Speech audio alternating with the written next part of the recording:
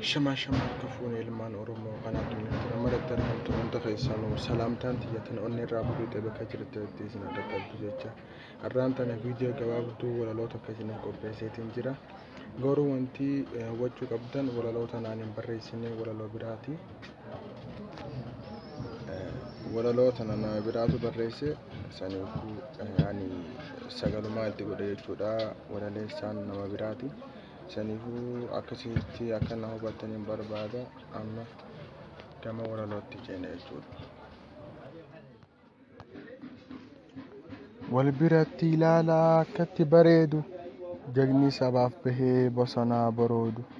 Olalaan hin cabu aangoos hin barbaadu lolee nu lolchiisaa akka diinni badu.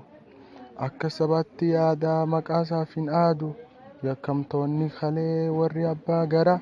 Waan baay'ee olaluu kijibaan xibaara dhugaa jiru awwaaluuf nyaatanii adara Daawit hayyuudha dabalatees goota isaatu har'aan gahee dhaadannoo gootota karaan karaa subiitii kun dhiisi gantoota namaa miti kan laalle kaayyoo inni hoggane seenaa qabsoo habaruu inni seenaa hin beekne dhaamni akkas baay'achuun nuuf hin fayyadne.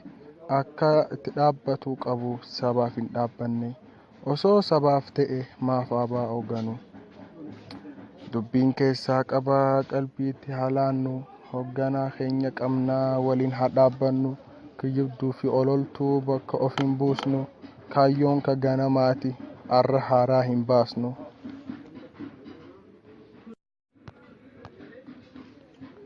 Wal biratti ilaalaa akkatti bareedu jagni sabaaf.